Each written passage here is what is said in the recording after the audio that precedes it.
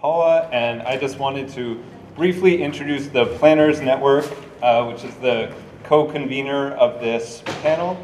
The Planners Network was established in the 1960s, really in response to urban renewal planning, and as a way to use the tools of planning to fight back against the top-down, very destructive methods of planning that were going on at the time. And it has lived on since then, and today is the publisher of Progressive Planning magazine and one of the foremost organizations fighting to make planning a tool of the people rather than just a tool of the powerful.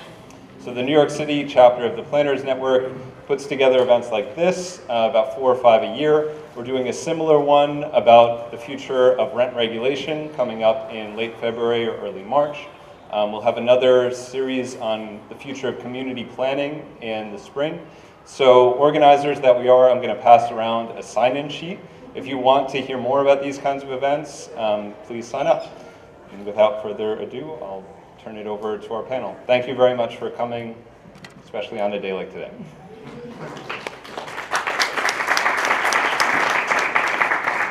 Thank you everybody for being here. My name is Katie Goldstein and I am the Executive Director of Tenants and Neighbors, which is a citywide tenant organizing group. We organize in all of the neighborhoods of New York City to preserve affordable housing and to strengthen tenants' rights. And one of the major pieces of the work that we do is trying to preserve Mitchell Lama housing, which I know everybody is here and really excited to talk about today. And I'm really excited about this panel because I think that the best advocates for affordable housing are residents who live in the affordable housing themselves, who are Mitchell Lama tenants, and also other folks who are really at the front lines of making sure that we preserve affordable housing for a diverse and livable city. So I'm really happy that we have such a great crowd here, and I really hope that we will learn a bunch from the panelists that are sitting here, but also answer any questions that you all might have about how do we really forge ahead to make sure that we have the affordable housing that we need for this city.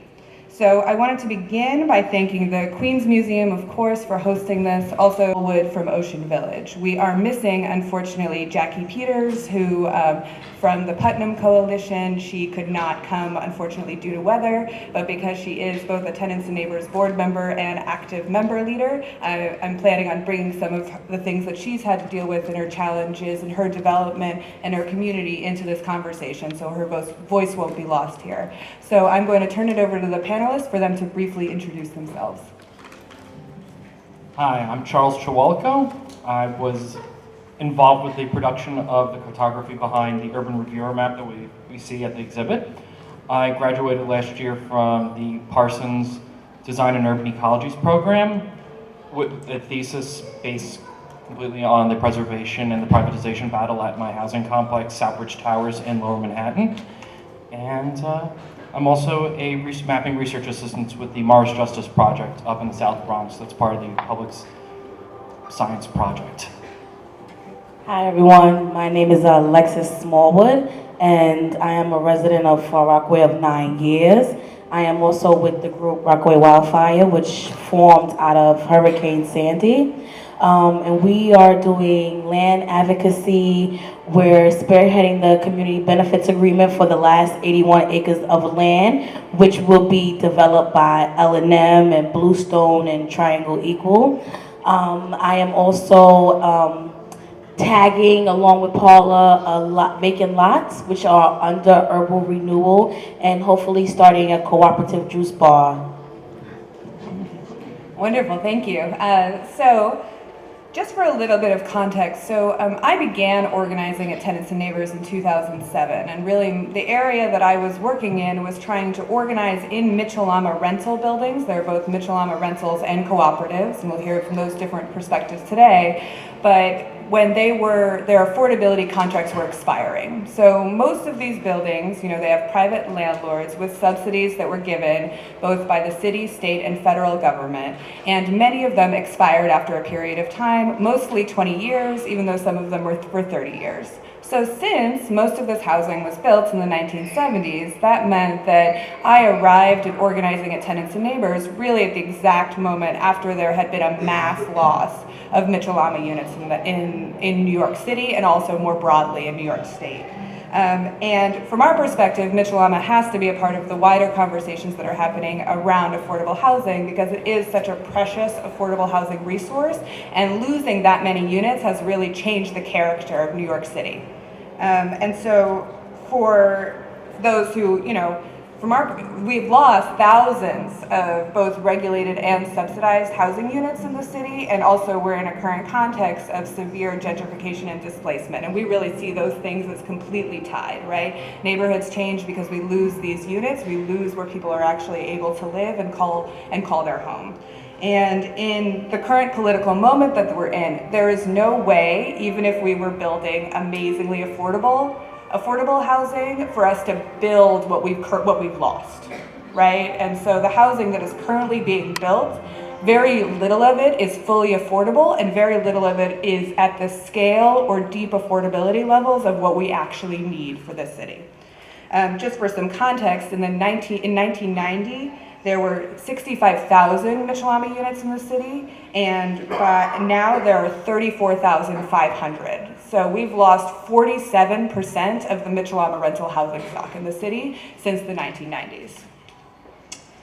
And also, when I began organizing in 2007 in at-risk Mitchell Lamas, we were seeing this phenomenon of predatory equity, where speculators were targeting affordable housing developments and taking them out of their programs to flip them for a higher price, with the idea that they could get higher rents in the building, so displace as many tenants as possible in order to get new tenants in that could pay higher incomes. And we've really seen since 2007 the devastating impact that predatory equity has had on the city of targeting these affordable housing developments. You might read about it in the news and see that it's actually focused a lot now on rent-regulated housing, but the initial places that we were seeing this was particular owners really targeting subsidized housing development. So both Mitchell Lama and project-based Section 8 buildings, when they were nearing the end of their contract, for them to take them out of the program to convert them to market rate housing.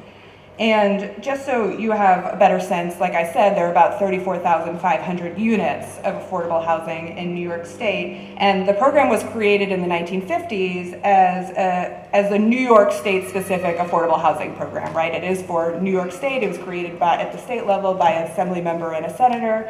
And then even though we have this concept in our head that Mitchell Lamas were created for the middle class, right? This is the idea that Mitchell Lama housing was a middle class housing program.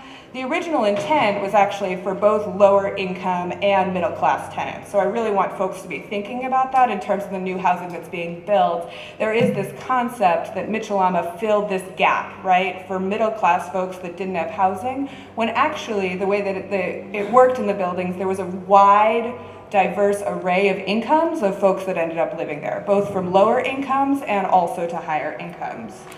And a few guiding principles that I wanted to bring into the discussion that we're going to have today is that for many folks, I'm sure sitting around this room, and also for our members and tenants and neighbors and the broader affordable housing movement, New York City is really at this moment at a crossroads about where we're going to go in terms of our affordable housing policy, and where are we going to go in terms of who this city is going to be for.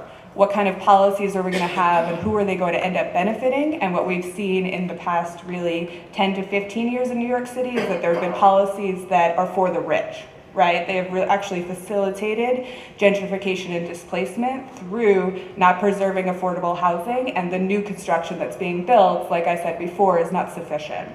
And we really need to ask ourselves the question as New Yorkers, how is the city going to be affordable both for current residents, both for the people that are currently living in these affordable housing developments that are feeling as though their homes and communities are under attack, but also about the future, about people, our kids, our grandkids, and also about people that are coming to New York City. Who is the city actually going to be for? I also want folks to be thinking about, in terms of Mitchell Lama developments, to think about them actually being microcosms of neighborhoods. So oftentimes when you think about affordable housing, and we have the tendency to do this also at Tenants and Neighbors, we talk about units preserved, right? How many units there are, and I was just doing that. But I really wanted this conversation for us to think about in terms of units. They actually house families, right? And especially Mitchell Lama developments that have always been incredibly diverse spaces in terms of incomes and cultures and nationalities, that it's incredibly important to think about if we lose an affordable housing development, a Mitchell Lama development that could be somewhere between 100, 300, 1,000 units, we're actually losing entire neighborhoods of people that live in these different communities when they're under threat of loss of affordable housing. And then I think finally, it's really important to think in the context of this particular political moment, because it'll be very useful for us to think about what is possible for us to actually change. So, I mean, we are in a context in terms of the de Blasio administration, right? A mayor that was elected on the principles that the city was becoming too unequal. And so we really need to think about how we can take the city at this particular moment within the de Blasio administration, within the Cuomo administration, of what's actually possible for us to be able to make sure that the city is one that people are actually able to live in and feel safe in, for them to be able to stay in for the long term. And then also about in the context of mass urban gentrification, right? I mean, everybody's reading the articles about how unaffordable the city is becoming. It seems like it just keeps on creeping and creeping. And the question is about who is going to be able to live here and how are they going to be able to live here, right? I'm sure that this is one of the questions that really motivated you to be a part of this discussion today is these fundamental questions about the city. And I want to say also that there's no question that it's an uphill battle to try to challenge gentrification in New York City, right? We don't have any illusions about that, but it still is our responsibility to do so. And it's really important for us to try to change and expand what is politically possible in the city, and so we can change the direction of the city in this particular moment of the worst affordability crisis the city has ever seen. It keeps on getting worse. The numbers don't lie. It's really the worst that we've ever seen. And so I'm really looking forward to see where we get in this discussion, both amongst the panelists, but also from you all, about what are the ways that we can go in terms of trying to have a sane, affordable housing policy that really makes sure that we're creating the kind of city that we want. So thank you very much for being here. And now I want to pass it over to the panelists to talk a little bit about the work that they're doing in their communities. All right. I'm going to go in a little bit more deeper into the Mitchell Lama as a program, and then we'll weave that into the story of my complex. And basing it off of there we have to understand, we have to bring ourselves back to the 50s, and we have to bring ourselves to Alfred Lama. All right. Sorry about this. My notes came up too big. All right.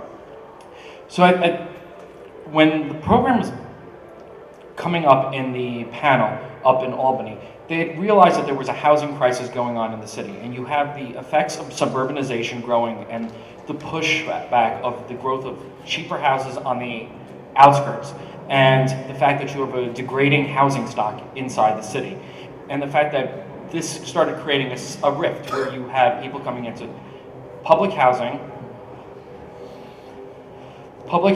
being this, sorry, I'm getting a bit nervous here. All right. So we have this growing rift. So you have access to the suburbs, and you also have public housing. And public housing became this bastion for the lower income tiers. And you also have the suburbs, which was able to get to with loans and, I'm sorry. I want to take a minute. Yeah, within that, I'll just jump right in. Okay. Hi everybody, so once again, I'm Alexis Smallwood, and I'm originally from Harlem. A lot of my issues, I call them my Harlem blues, because gentrification has literally swallowed up Harlem. And when I go up there and I'm on that A train, I see everybody that did not have my dream as a little girl. They are sharing my Harlem, okay? There's no more mom and pop shops. I don't recognize that Harlem. I can't even tell anymore if I'm in Harlem, or Midtown. And I remember when I was 12 and 13, I would take that 10 bus on 8th Avenue, and I could tell when I was leaving the ghetto and when I was entering what wasn't the ghetto. Now, I can't do that anymore. And the people that used to live there, like me, don't live there anymore. And I don't want that to happen to Far Rockaway, and it is gonna happen to Far Rockaway if we don't change the AMI, if we don't take it to a federal level, there's going to be a problem. No, 5 years from now, none of us may be living in New York City because it's not being built for us. It's being built for the wealthy. And when you talk about middle class, you're talking about the person that teaches my son. You're talking about the firefighter. You're talking about the nurse.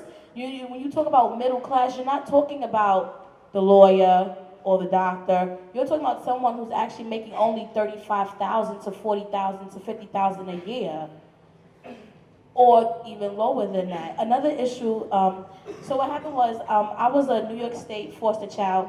I'm a ward of the state.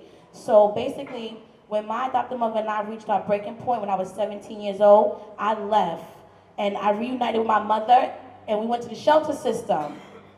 So for 5 years, me and my mother was trapped in Brooklyn, which was a tier 2, and the city was paying for me and my mother to be there. Nobody was doing their job, right? I ended up getting pregnant with AJ, and I said, I am not raising my baby in a shelter. And I took AJ and left my mother and went back to DHS, back to PATH, over there in the Bronx. You know PATH. Y'all don't know PATH. Well, PATH is where DHS basically tells families to go there, and they'll send you to different shelters. So me and baby had to start. I had to start. My job was already in there for 5 years in Brooklyn on 270 Clarksland in Nostrum. I was already there for 5 years. So that means I had to start all over again at Rockaway, at Homes for the Homeless, which is ran by Help USA. So me and baby are over there in Saratoga for Homes for the Homeless, and it felt like I was there for years, and I was only there for 6 months. And that's how I ended up in Ocean Village, because Far Rockaway is the drop-off center for nursing homes, homeless, SROs, and mental services. We are the drop-off center for nursing homes, right? So I'm on this van, and they were the only ones that would take, because remember, Manhattan and the Bronx was not taking HSP, which is the Housing Stability Plus. That's another thing. These housing programs is making it to where the shelters and housing court are making money off of us, right? Yes. So they dropped us off in Ocean Village. Ocean Village took my housing program, which was Housing Stability Plus.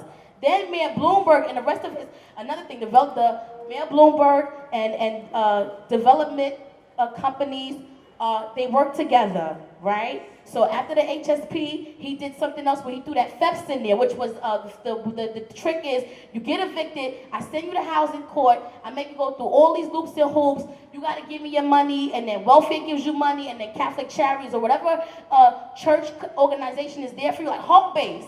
So everybody's getting all this money, and then you get the FEPS. Now check this out. With the FEPS, I had to downgrade from my 2-bedroom to a 1-bedroom with a 9-year-old boy.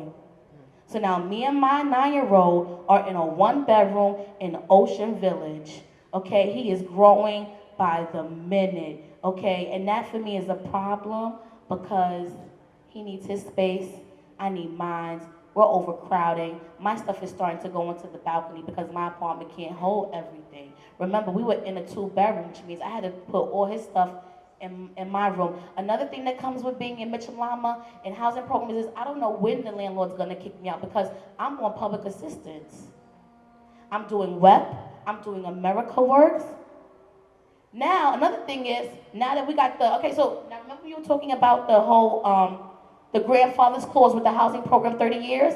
So when I moved into Ocean Village, I had put my name on the waiting list for their housing program, which expired 2 years before Sandy had came. Because now we're going through a transition where we just got another housing program, which may not even be guaranteed to us next year, right? Another thing is FEPS and HPD haven't communicated, so now they're both paying my rent, which means they've left it up to me to go do their work, which I don't even get paid for. I gotta go be the community liaison, check that out, between FEPS and HPD, because y'all don't want to do your job, or you've told this one and this one hasn't done their job to get the paperwork. That's another thing. With government agencies, they don't do their job and they let people's paperwork sit on their desk. So I've done everything I could as a mother, but because Jennifer or Pamela says it's 5 o'clock and it's a Friday and she got her check, she out the door. And she done left me and my son's life in her hands. If we do not take this seriously, the shelter system, the prison system, all these private entities are going to continue to make money off of us. It's a vicious cycle, and they're getting away with it because they know that we are stressed, we are overworked, and we're all trying to figure out how we're going to pay our bills, you know, how we're going to get our kid to the next step, you know. So that's another thing we're living in Mitchell Lama. Worried about the housing program, worried about gentrification. Another thing that comes with living with Mitchell Lama is the transition of property management companies that change over, you know. So prime example, L&M, they took care of the 3 properties that were 5 or 6 blocks away from me. So now they're taking over from RY Management. And then it's like, okay, well, isn't RY Management CNC and CNC? So it's another thing with name changing and then being able to change their name because, listen, a lot of them been hit with violations over 20 and 30 years, and they get to change their name and do this and do that. So another thing is with changing names and changing companies and policies, we got to check into that also. Because they're doing name changes and different things like that, which get them out of paying violations or doing other things. Along with our housing crisis, when Mitchell Lama is in communities of color, we're already fighting educational issues, we're fighting incarceration issues. So that's another thing. When you come into communities of color, we're not only fighting housing issues, but we're fighting issues where we're fighting education and things like that. So it's like, if you're gonna, you can't take away our housing because you've already taken away our education and our schools. You're chopping up our schools, already creating wars among families of color because now this family of color feels some kind of way because this child got to go to a better school. So you're creating not only educational wars, but you're also creating housing wars. Because now we're looking at the people side-eye who live in the $1 million homes. You know, the people who just moved into Ocean Village are looking at the people who just got the new housing programs side-eyed. So you're creating wars amongst people who live with each other also. Thank you. All right. My apologies for getting verklempt. All right, so I'll recalibrate myself, and we have to go back to the early 50s to understand the mentalities of politicians back then in spawning such a program. So you had McNeil Mitchell, who was a state senator from the Silk Stalking District. He was a Republican, a lawyer. And you had Alfred Mitchell, who was an assemblyman from Brownsville, who went to Cooper Union and was an architect. And these 2 people crossed the threshold in terms of understanding, going beyond the partisanship of politics, understanding that there was a need for housing in their cities. So there was a housing quality problem in the urban core that was not being addressed by private sector forces in real estate and construction. And they sought to find a potential policy and future legislation to substandard housing and to find a way to fix the growing needs of white-collar workers as well as blue-collar workers that could not find housing in the city. So they discovered this population that wasn't affluent enough to be able to get mortgages to move out to the suburbs, but they were too wealthy to be able to get into public housing. And so, and the housing companies, as well as the real estate market, wasn't providing the housing needs for this population because they did not find that it was very profitable for them to be able to go through with these construction projects.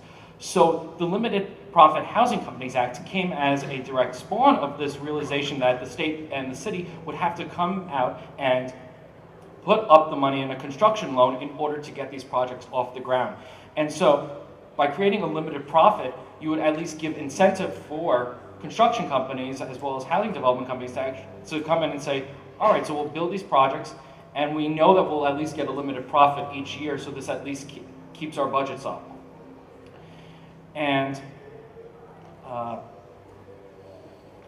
so we have 2. Now, the one issue that I have with this, the whole in regards to this is that they've essentially created 4 different programs in the guise of one single program. So you have cooperatives and rentals.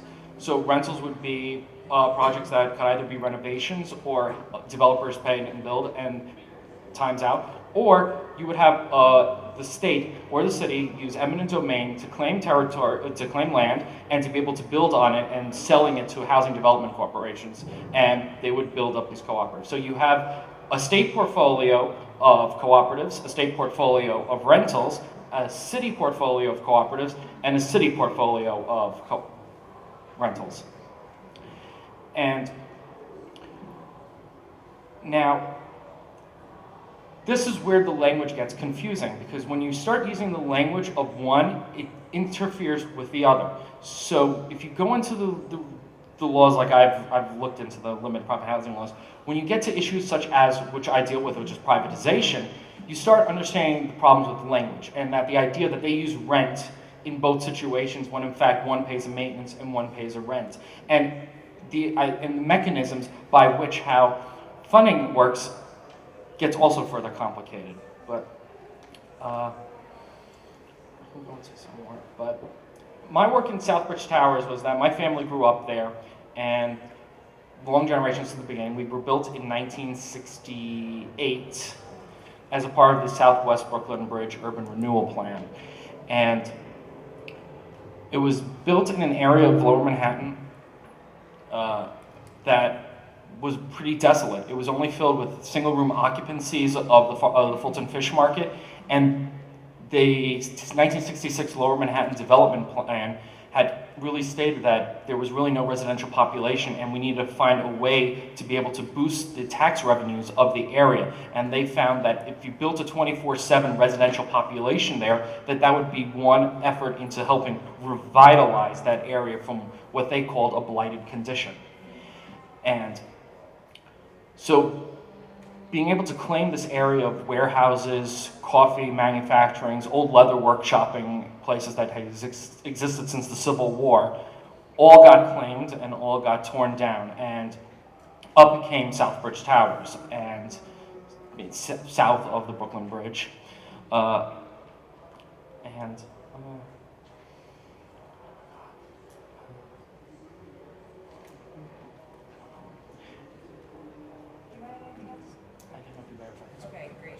Okay, so we can definitely ask more questions about Southbridge because that's been very much in the news as of late with the privatization battle that's been happening there. So I want to talk a little bit about some of the work that we've done at Tenants and Neighbors, and I want to talk specifically about the coalition that Jackie Peters, who was meant to be on this panel, was a part of the Putnam Coalition, and to highlight a little bit about the threat of predatory equity that I talked about before. Just for a show of hands, how many people here have heard of predatory equity? Right? Okay. So we've got quite a bit of folks here. And so predatory equity is the phenomenon of speculators targeting affordable housing. And the way that, like I said earlier, the way that had really happened in about 2005, 2007 was that people were looking at affordable housing, subsidized housing that were nearing the end of their affordability contracts, were buying these buildings for way more than they were worth, in a process called over-leveraging. So they're targeting this affordable housing, and in their business plan, literally it says, I'm gonna buy it for this much, and if you buy a building, right, you have to make sure you have rents that are supported by the amount that you're buying it for. So the rents that would be needed to support what folks were buying these buildings for were way more than the current tenants in the building. So there was a plan in place that was actually trying to get rid of those tenants and get rid of the protections that existed for those tenants to make sure that they would be able to make enough money off of the over-leveraging. But what also happened in this, this happened quite a bit in the period, like I was talking about, between 2005 and I would say probably around 2011, because of market conditions in the city, is that what would happen is that they would buy buildings for way more than they were worth, and then they'd flip them to somebody else who would pay even more, right? So people talk about these crazy real estate prices that were happening for buildings. I mean, we would see buildings that would double or triple their worth within a year, right? And so even if people are trying to get rid of as many tenants as possible, it's really impossible to try to clean out an entire building in a year. So what they're doing is they're putting an increased amount of debt on these properties. And so there were a lot of these buildings that actually went into foreclosure. So if anybody here followed the Stuyvesant Town Peter Cooper Village situation, this wasn't a subsidized development, this was a rent-regulated development. But their plan was to evict, 40% of the current rent-regulated tenants by any means necessary. They were unable to do it because of tenant organizing, and they went into foreclosure. So this is a very clear example of the way that this practice ends up playing out. But the way that it happened for the Putnam Coalition is the Putnam buildings are 5 former Mitchell Lama buildings in West Harlem, East Harlem, and Roosevelt Island. So it includes 3333 Broadway, which I'm sure many of you know that building. It's an enormous building. The Miles and the Parker, Schaumburg, which is now called the Heritage, Metro North, which is on the east side, and then also Roosevelt Landing. So this is 5 buildings that were Mitchell Lama's up until 2005. They encompassed about 4,000 units, right? So it was a huge portfolio. And they were built after 1974, which is very important for Mitchell Lama housing, this mark of 1974, because if you leave the program before 1974, you go into rent regulation. So that means you have a system of tenant protections that exist there, so your rents won't go immediately to market rate. They'll end up being negotiated by the Rent Guidelines Board, would happen every year, and a very important protection in rent regulation is a guaranteed lease renewal, right? So you're able to stay in your home. So we have many former Mitchell Lamas that were built before 1974. They went into rent regulation. We lost them as Mitchell Lama units, but now they're rent regulated units, right? So many of the tenants are actually able to stay there afterwards. If you were built after 1974, though, the rents went right up to market rate.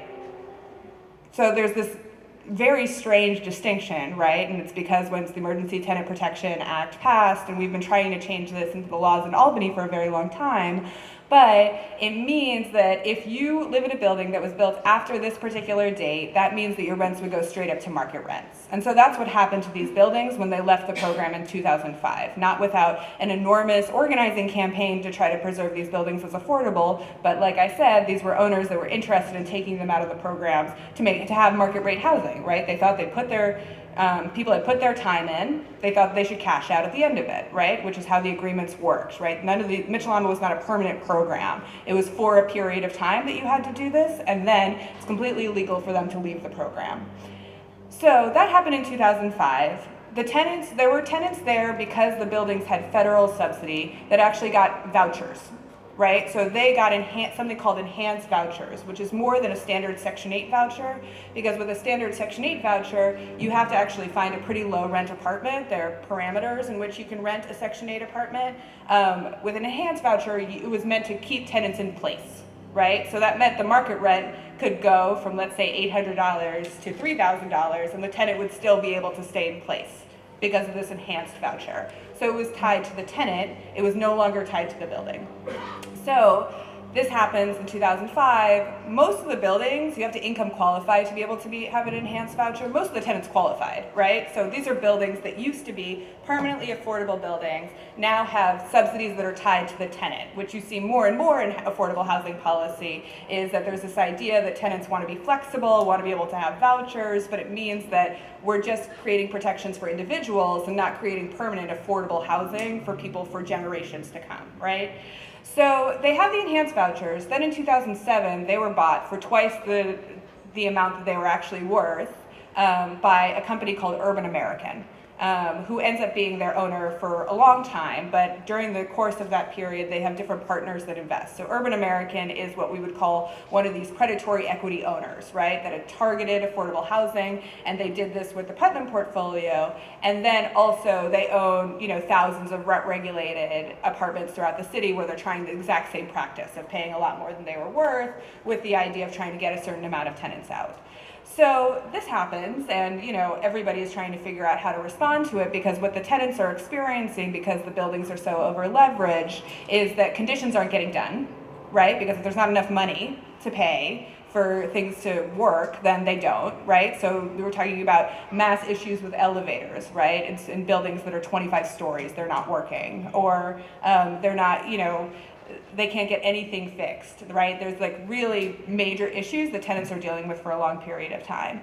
And then, also they're experiencing low-level harassment, right, for the tenants that have enhanced vouchers, because they would like to have tenants that are able to, even though they're getting the exact same amount in rent, but they would like tenants that are increasingly transient, right? So Columbia University, for instance, has floors in 33 Broadway, right? So interested in getting more students in, more of a transient population, assumption because that usually, and it's not a science about that, but usually tenants are less organized if they're more transient, right? If they're just going to be there for a short period of time, they probably are not going to demand an enormous amount from their owner for that period of time. They're just going to leave after a period of time, right? And so this is a huge issue. And so with that kind of harassment, we've actually seen that the voucher tenants now, what we're seeing, in 2015, is that there are only 40% of the voucher tenants that were there when that happened about 10 years ago.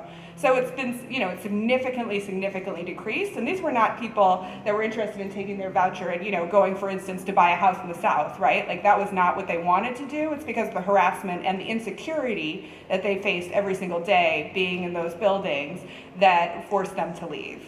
Another wrinkle in the story, and I just want to add to it, because I think that it's really important for us to be very aware of all these different components of affordable housing policy, is when we were looking at the money of where Urban American got some of the money in order to, buy this building for far more than they were worth. We were looking at banks, right, who are giving these impossible loans. And so a lot of the predatory equity activism and organizing has begun targeting banks who are giving loans to these owners saying, how are you actually going to make up the money? You're going to evict tenants. That can't be a part of your policy, right? That's one piece of it. And then the other piece of it is that there were actually funds from pension funds that were invested in this deal. So pension funds that were, that the city comptroller is in charge of investing, right, in order to make a return on those pension funds for city workers, was actually invested in this portfolio.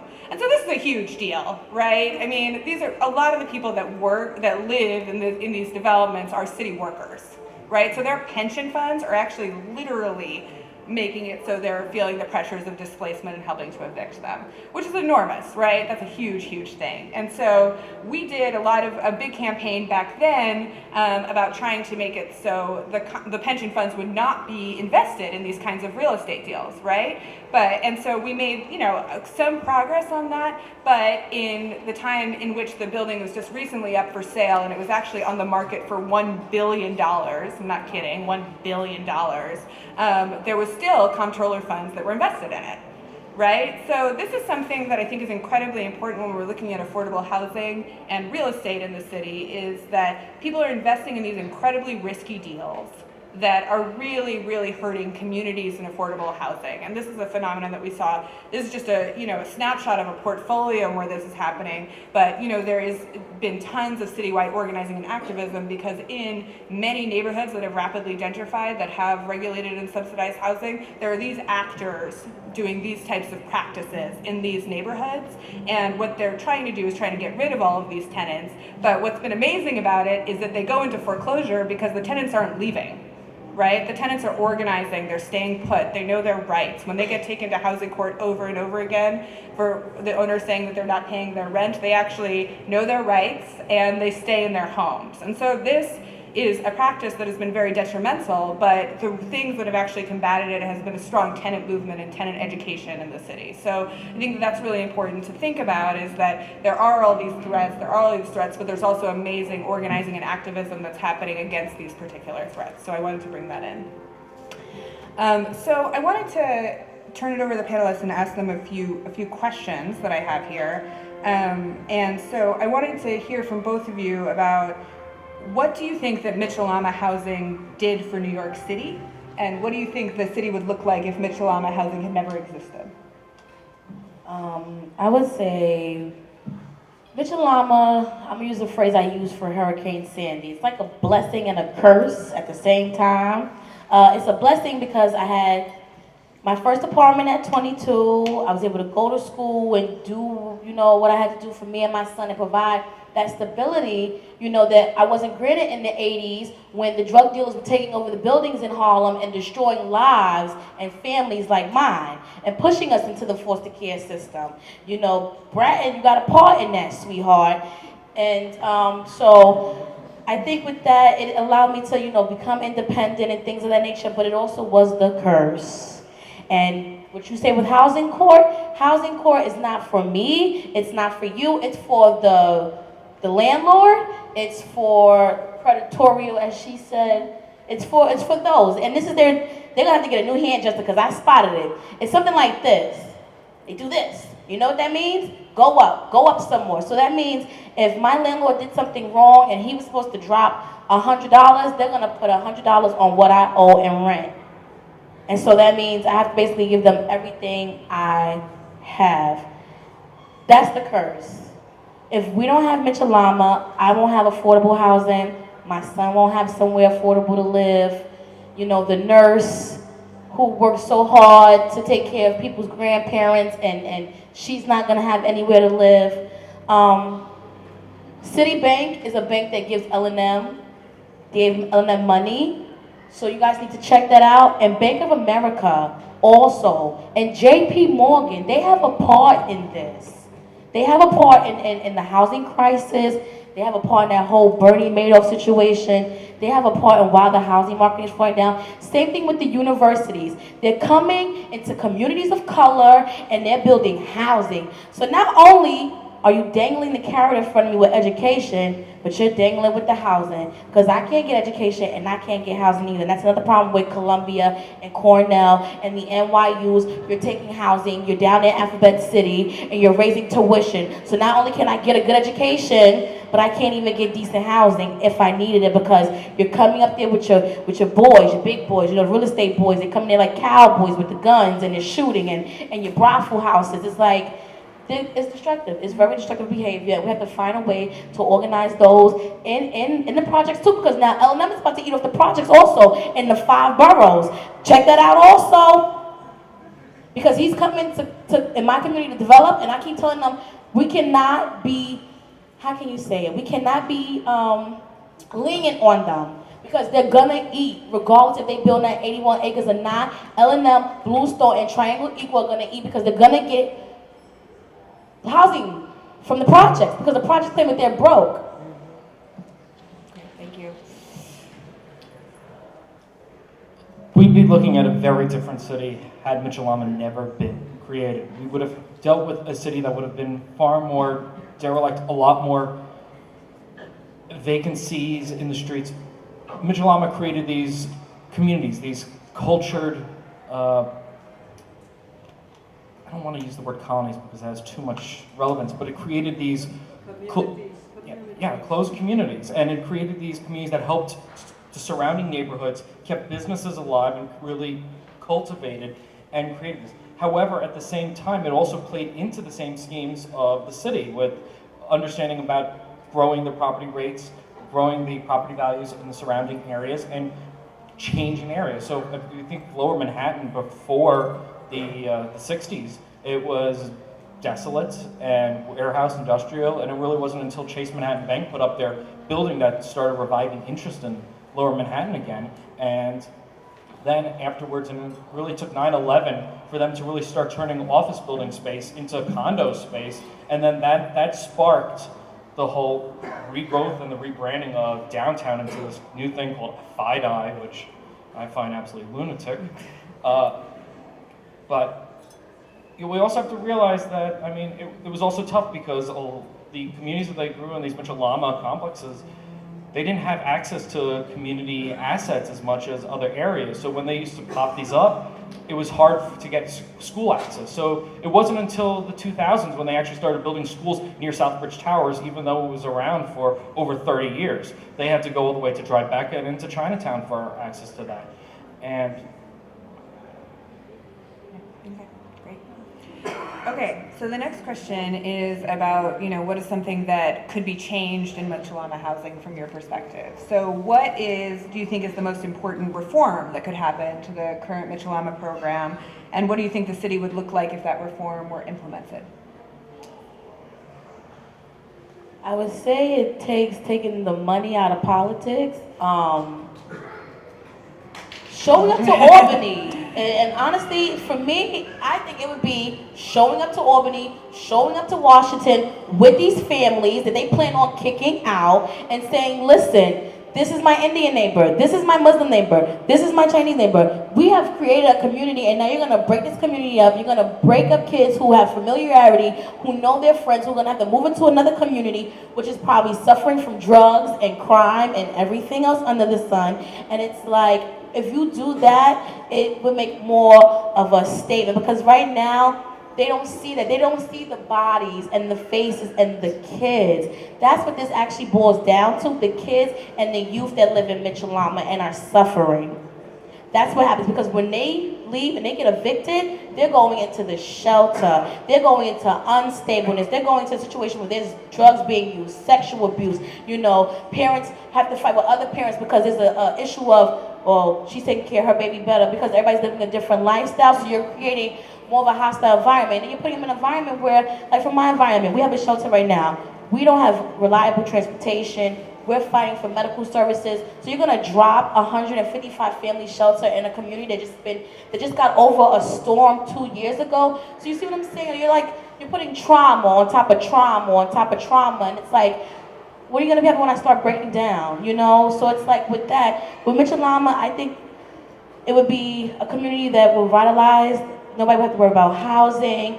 You know, if you're getting government-funded money, there should be some kind of child care system within Mitchell Lama and after-school programs within there, because you have families that live there. You have parents like me that want to be able to work, but I still want to know when I'm at work that my son is safe.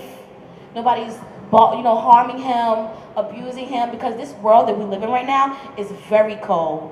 Very cold, particularly to our youth and our kids. And I see them when I work for Parks Department. They're in the schoolyard fighting each other. They're recording and they're posting on Facebook and YouTube. There's no recreation.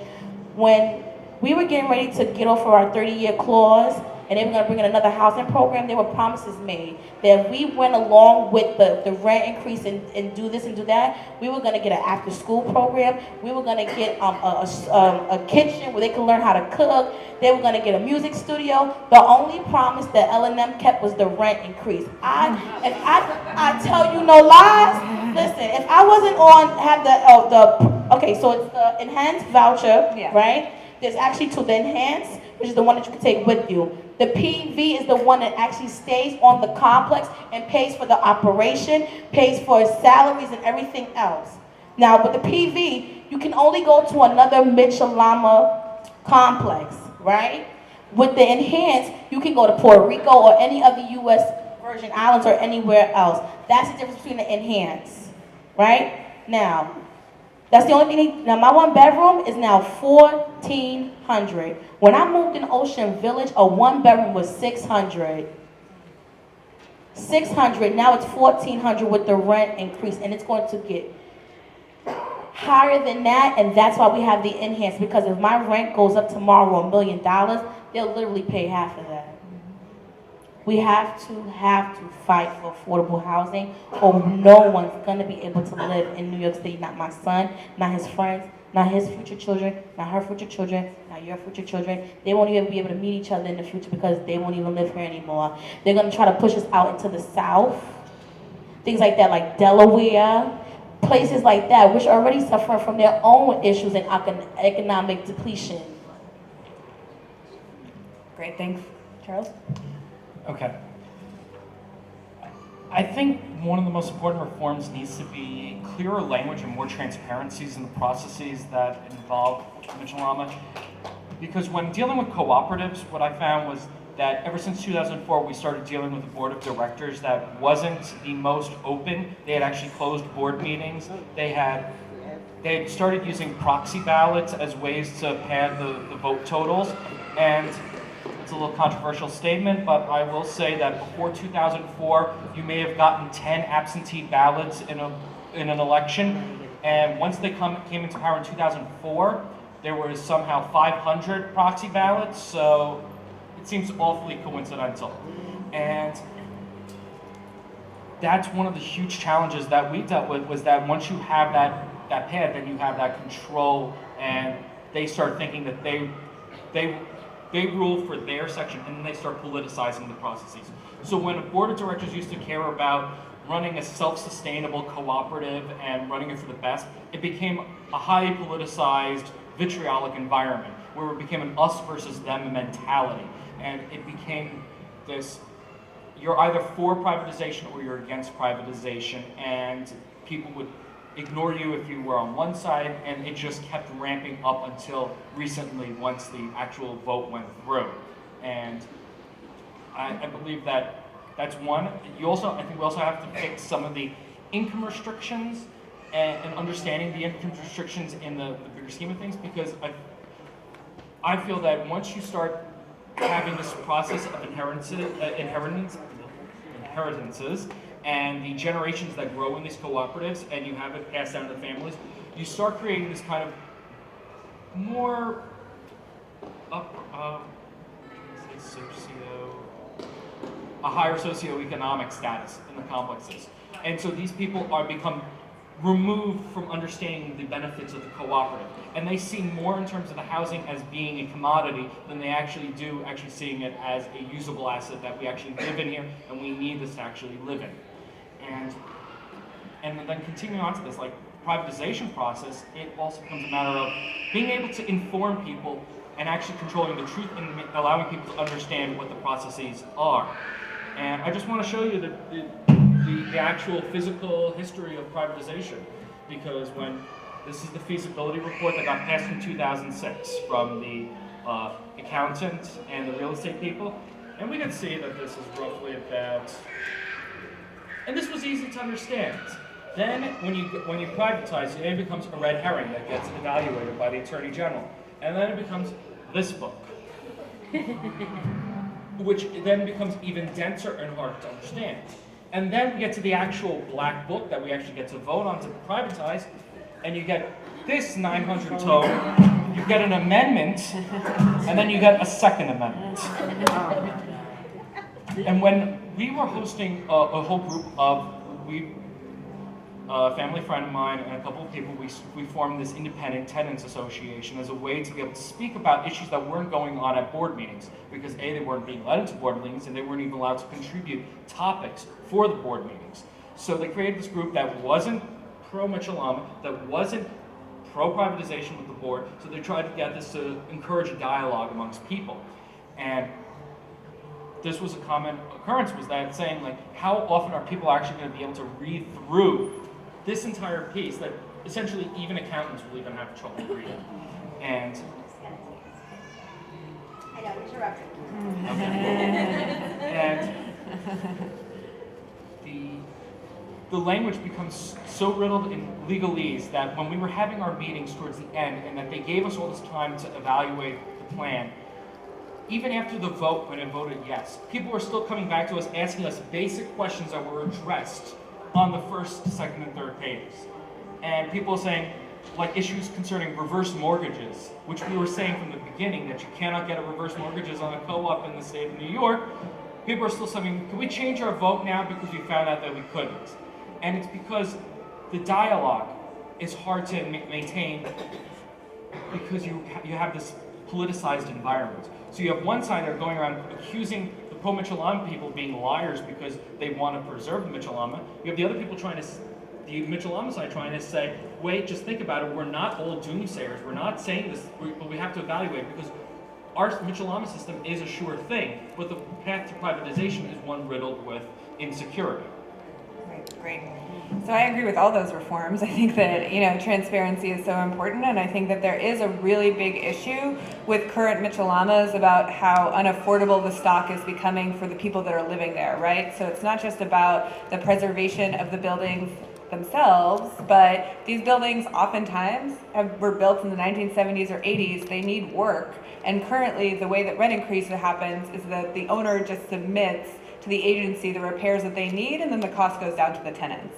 So this is something that's a big issue, right? Is because, I've seen in the building organizing that I've done, they say that they're repairing the elevator when actually they repaired the elevator a year ago, but they're doing it again, right? And so this is why having an organized, educated tenant association that knows what's going on in the building is so key, and where Tenants and Neighbors spends an enormous amount of our resources making sure that there are organized, engaged tenants that are at the forefront of these different struggles that are happening throughout the city. So I think that that's huge. And then something just to say, Tenants and Neighbors, for our campaigns, we want to see the city not lose one more unit of affordable housing, not one more unit of Mitchell Lama housing, right? And also, we are currently working on a campaign to try to recapture those units. So trying to see if there's a way for us to actually go after some of the housing that was lost, 47% of the stock that was lost since the 1990s, if there's ways for us to actually recapture those units to have that be an affordable housing resource for the city, because those buildings are already there, and for us to try to get them back into some sort of affordability program that may or may not look like Mitchell Lama, but something that's really important for us to actually use those units rather than having them, increase the amount of market rate units that we have in the city, but having them be affordable units. So that's something that we're working on. So my final question, and then we're going to open it up for you all to ask questions, because I'm sure you all have a lot. This has been extremely interesting, is what do you think the future of Mitchell Lama housing looks like? I would say the future of Mitchell Lama housing would look affordable.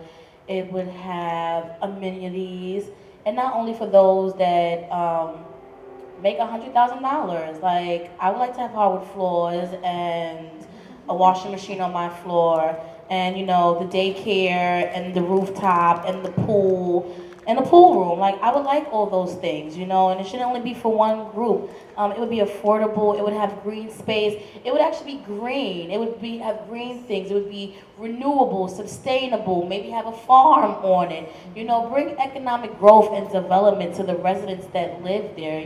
That's what it would be for me. Great.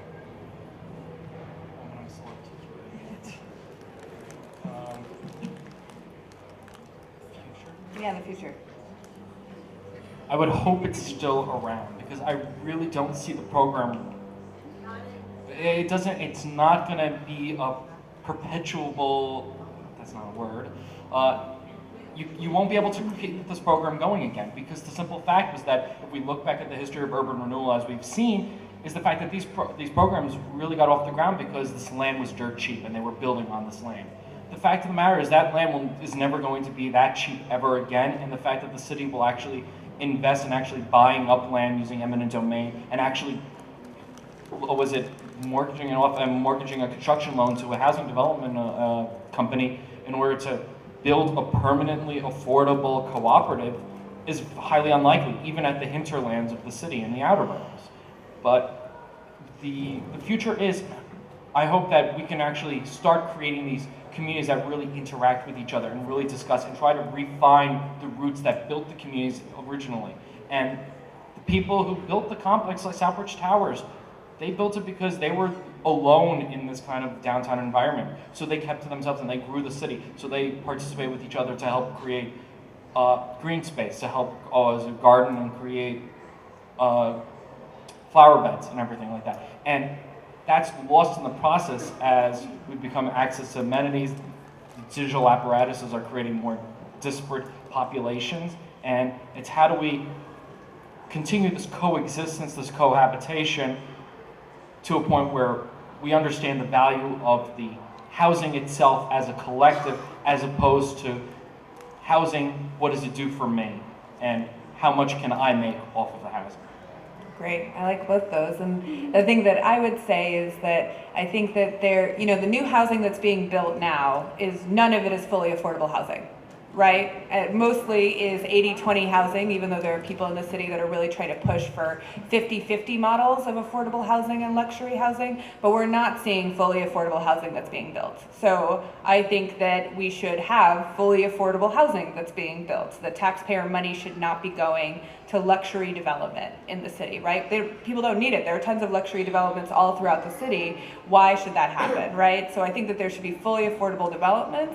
And I also think that one of the things that, I wanted to bring in is about how Mitchell Lama housing was not built just for the middle class, even though that's how it's thought about, right? It was built for lower income tenants and middle income tenants, for there to be a diverse income range within the building. And I think that that's something that's really important for us to be thinking about, especially because there are proposals from people at the state level about a new Mitchell Lama program and what that would look like. And the reasoning for that is that the middle class is the one that's getting squeezed out of New York City. That's what we really need. That's what we're missing. When actually that's not completely true, right? A lot of the new housing that's being built is for income levels that are at the middle class level. They're not people, this is a part of the conversation about what is affordable, right? Is that who are they actually affordable for? And so from our perspective, if there's going to be a new Mitchell Lama program, it should actually have lower income folks and middle income folks that are able to live together in those different buildings. Because we think that's really important Because even though there is this common idea that the middle class is the one being squeezed out of New York City, the low-income folks are getting squeezed out too, and actually have a much higher rent burden than most tenants in the city, are struggling much harder to try to find places to live, and will be the ones that have already had the most devastating impacts. And so it's really important for our affordable housing policy to center the people that have been most hurt by these policies that have happened in the past. And I'm gonna take organizer's privilege here and actually bring us right into this week in New York City. So there is land that is dirt cheap out there. In fact, it's free if you're a housing developer. That land belongs to Housing Preservation and Development, which is actually a city agency. It belongs to New York City. There are about 1,000 parcels. They're scattered. Many of them are remnants from urban renewal acquisitions. Some of them came into the city's inventory through in-rem tax foreclosures, and Housing Preservation and Development has been charged for decades with turning those parcels into places that people can live. There are 1,000 or so, and earlier this week, HPD put out a request for qualifications addressed to developers to please build some houses on those parcels. They can have the land for free if they do. There are 2 programs. If you're a developer, deadline's February 20th. The programs suck, but I'll tell you about them. So there are 2 programs. One, and they've been pre-assigned. All of the parcels are already, like, this one is either rental or co-op. Sorry, let me do that differently. There are 2 programs. One is rentals, one is co-ops, and HPD's already made that decision. Right? The rentals, developers can apply to build housing affordable to people making up to 165% of the area median income. That is the federal ceiling for calling something affordable housing. What does that actually mean? That means rent for a family of 4 is about $3,200, right? I'm just gonna let that sit for a moment. These are 15 to 30 unit buildings, and developers have been asked to apply to build these, and they need to come to HPD with a proposal and a package that includes a commitment from a bank to finance their project. If they do that, HPD will give them the land for free. The only requirement is that the housing has to be affordable up to the federal ceiling. The other set of properties is aimed towards developers that want to build cooperatives or homeownership buildings. Those are supposed to be, according to HPD, at least 1/3 affordable to people making 80 to 90% of the area median income. That's more like New Yorkers, right? Our area includes the counties, so our people in New York City make about 82% of the area median income. But we're talking about potentially a 3 or 4 unit building, right? Where one of those units will be affordable to the average New Yorker. And the other 2, Mr. Developer, Mrs. Developer, you can do whatever you want with them, right? We will give you the land for free. These are the term sheets. February 20th is the deadline. There are 187 parcels that HPD has selected for one of these 2 programs, and 17 of them are active community gardens. There's over 800 that they left alone. So that's the present. That's what we've got our administration doing right now. And I'm gonna help you guys ask questions. I'm gonna take this microphone with me out to the audience. Great. So we're really interested in hearing from you all. Any questions that you have? There was a lot of information, so we want to make sure that everybody both has the opportunity to clarify anything that maybe didn't make a ton of sense, or also to make any comments about it, what they want to add to the conversation. No, Bob, it's about still buildings. Do you want to stand up? I heard all your talk about your developments, but you mentioned HPD or you have DHCR. Who oversees your management company to make sure that they are operating in the right way? Also, do you all have a housing lawyer that protects you in your rights? And finally, you spoke about your family composition and rent apartment? Is that made up, does management decide what size apartment that you get, or is that decided by HCR or HPD? They just actually changed it. Thank you, all you corrupt housing people. They just changed it now. Within HPD, 2 family, 1 bedroom.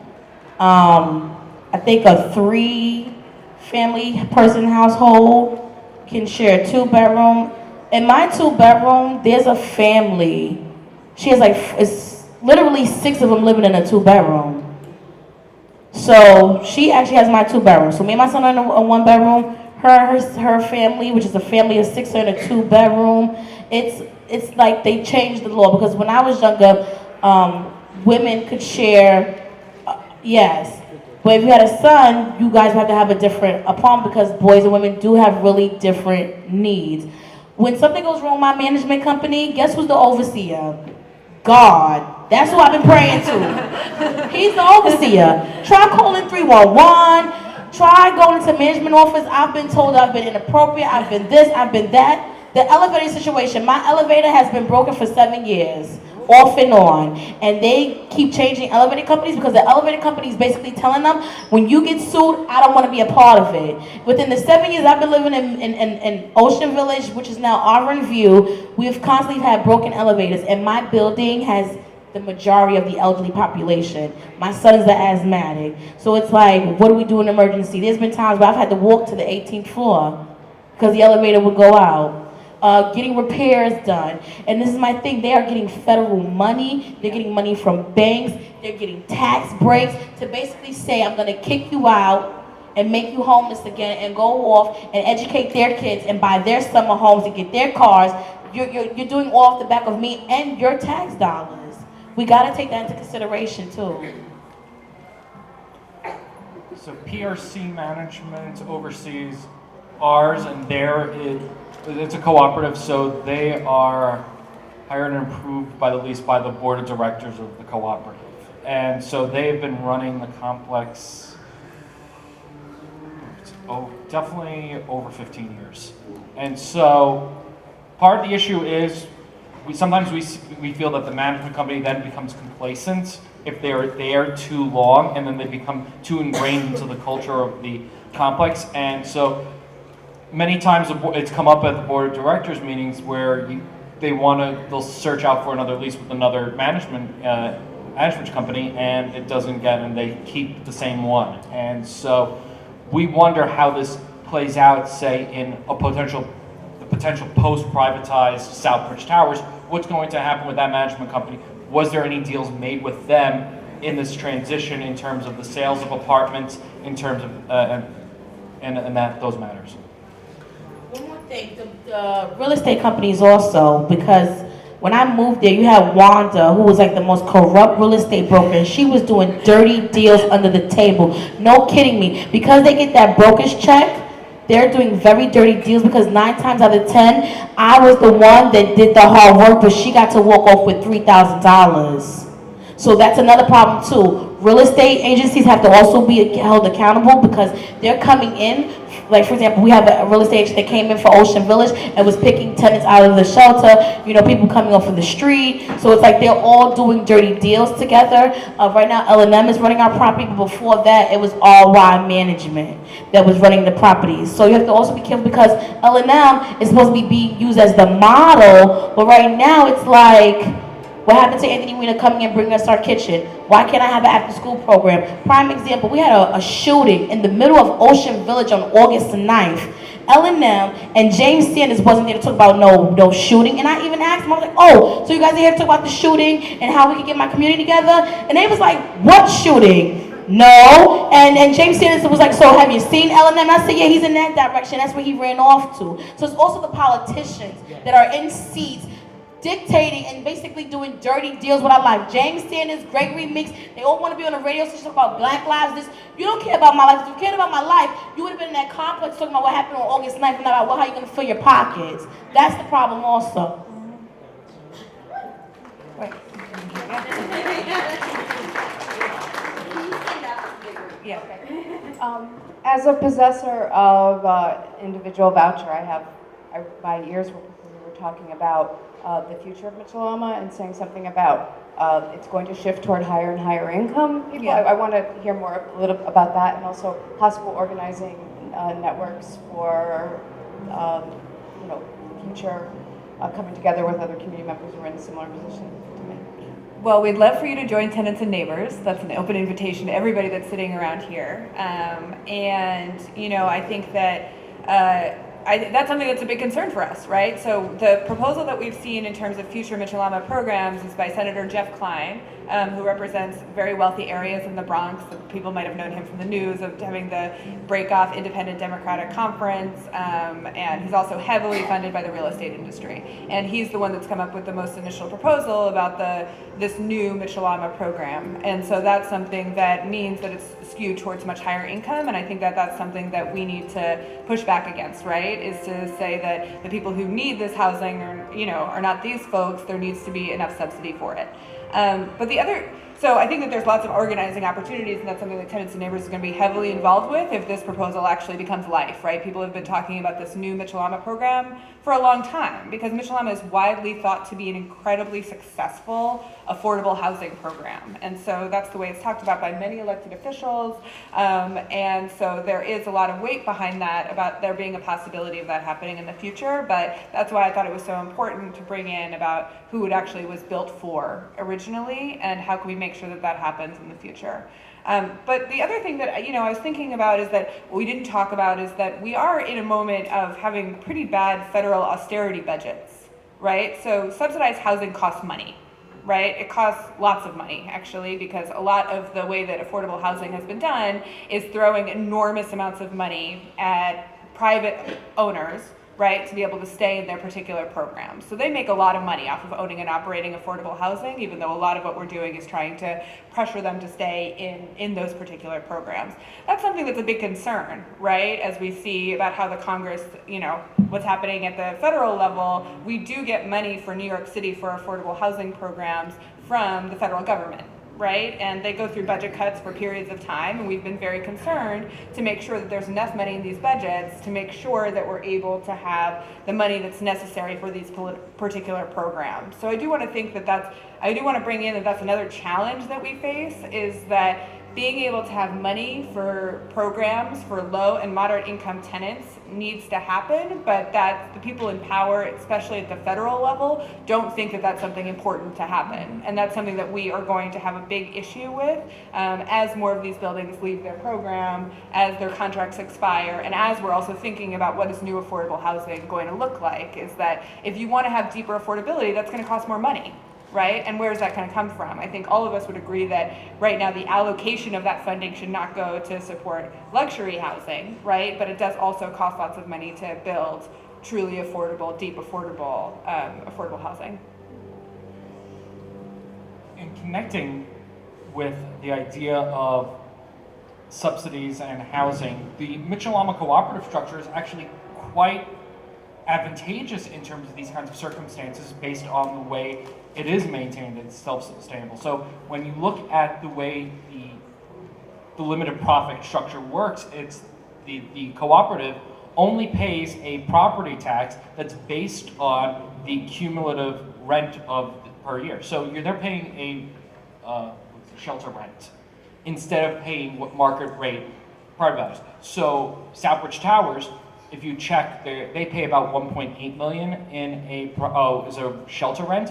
But if it was to pay current day property values, it would range anywhere between 9 million and 13 million. And that gap is so huge, and that's the reason why it's self-sustainable, that the limited profit is able to keep generating money for a reserve fund so that it can fund the repairs and the operations of the complex. And so because also that it's a percentage of what's actually being generated by the cooperative, that it's able to survive in that environment. Instead of saying, working off an $11 million, where are they going to make up that money except by increasing the maintenances to beyond levels? So that was one of the issues that I got involved with the struggle there in the post-privatization, is that people are consistently thinking that because we can go private, that we'll be able to maintain our living arrangements and then we'll be able to sell in the open market. No, you're gonna then have to then scale up the maintenances to where it's right now between 600 and 900 based on the studio to 3-bedroom to somewhere over 1,600, which is still below the market rate, but it's still vastly above to already people involved with already fixed incomes and where they are currently situated.